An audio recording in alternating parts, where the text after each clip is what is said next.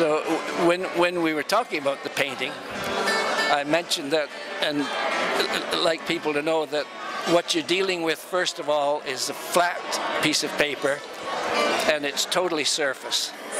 You got a real strong sense of surface.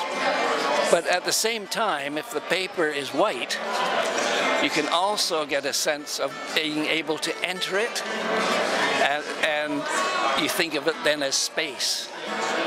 So you have this juxtaposition between space and surface, and it's what happens in between those things that makes the painting. So when you look at this painting over here, part of it is related, you feel that it's related to itself in a design across the surface, but by use of color or a little perspective or even reflection, you get a sense of space. Now, that's a visual dynamic, you might say, that keeps life and visual energy in the painting. And all my work is based on those very simple notions.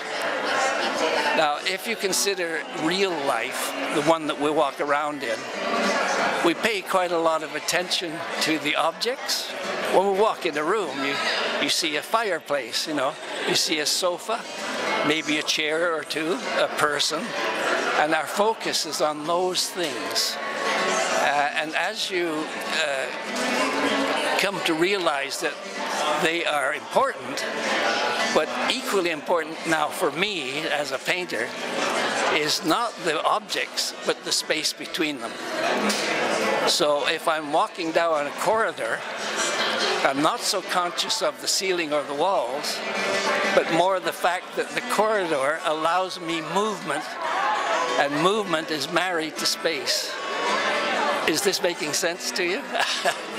So now, if I take that philosophy and put it into the painting, I work on canvas, usually a very big surface, in the region of, say, 3 feet by 6 feet in general, or larger. The very first thing that happens for me is the necessity for movement. I sense that with that kind of space in front of me, I must move, allow things to move. So I begin the painting with movement. And the only way that I can get movement at the beginning is to apply the paint itself in terms of movement in a very spontaneous way. So there's no planning in the first instance about making a drawing first, transferring the drawing to the surface of the painting, and then filling in the colors. No sense of that whatsoever, because I delight in having the paint itself have a voice. So if you can imagine, supposing I started with a dark blue, rich, dark, phthalo blue, which it spreads across the wet surface. I work on the wet surface of the canvas, and it takes its own shape, has its own voice, and then suddenly into that dark blue, I pour in some bright red. Now already there's a dynamic that just all by itself in terms of color and movement is exciting. Then one thing leads to another, and the following color that I might choose, or even randomly pick up and add something to the first two, and they generate one another in terms of movement. And before you know it, the canvas is a whole set of relationships, energies if you like, that are interacting with one another and give life to the painting the way our bodies work. Now, does that describe to you in some sense what I'm about? Yes? I mentioned already a little bit about the process of painting. Now, traditionally, the painters, particularly in the Renaissance, say, would make a special drawing, often called a cartoon, where the design, the drawing part of it, was laid out. They did some marvelous work, and I appreciate that kind of work. And then they would transfer that to the surface of the painting, and then the color work would start often just in grays, light grays, dark grays, and so on, blacks or whites, and then they would make a transparent paint called glazes and begin to fill in the color and the modulation for, say, drapery, or the delicacy of flesh, you know, the transparency of things like glass. All of this done with very carefully manipulated glazes. Now, I'm fully appreciative and admire that kind of process, but something came along in my life as a painter called acrylic paints. And they're quite different from oil paints. Oil paints lend themselves to that process that I've just mentioned.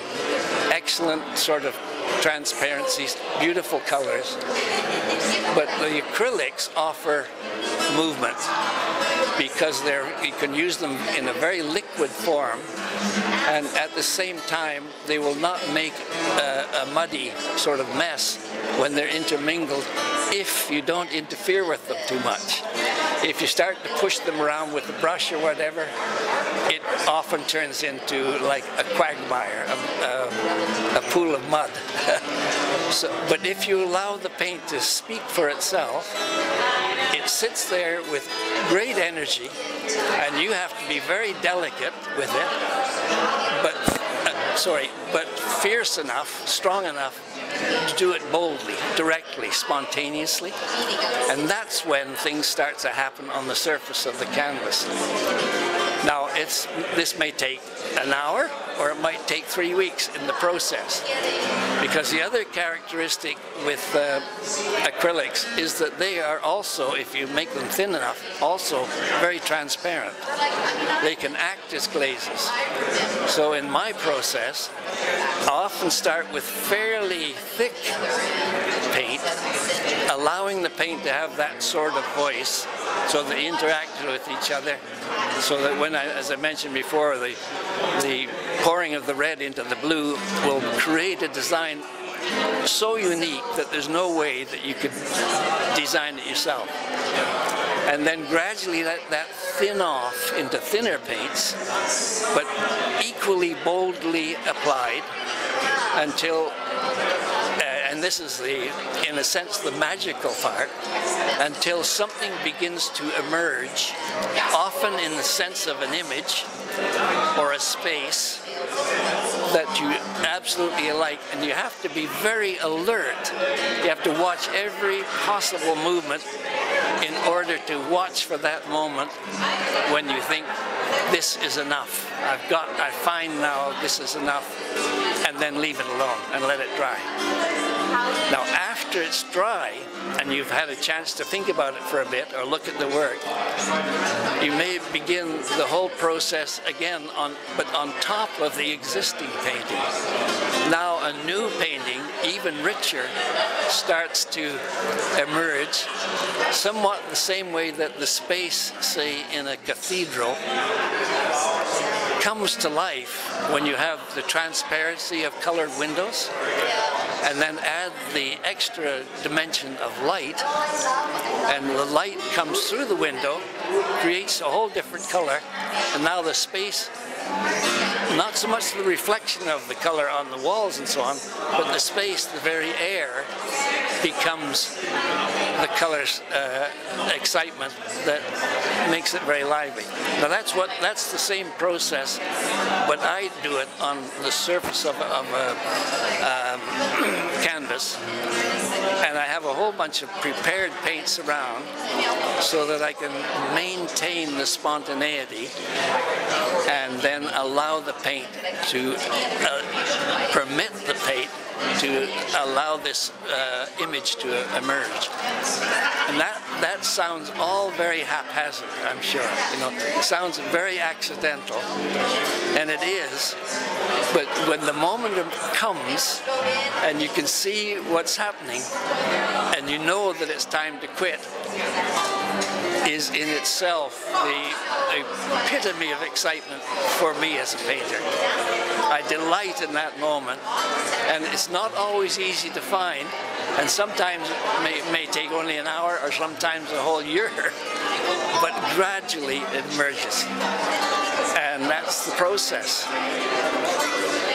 Now, the other thing that I've discovered is that most paintings are seen as a rectangle or a square or whatever, which you can sort of liken to a window.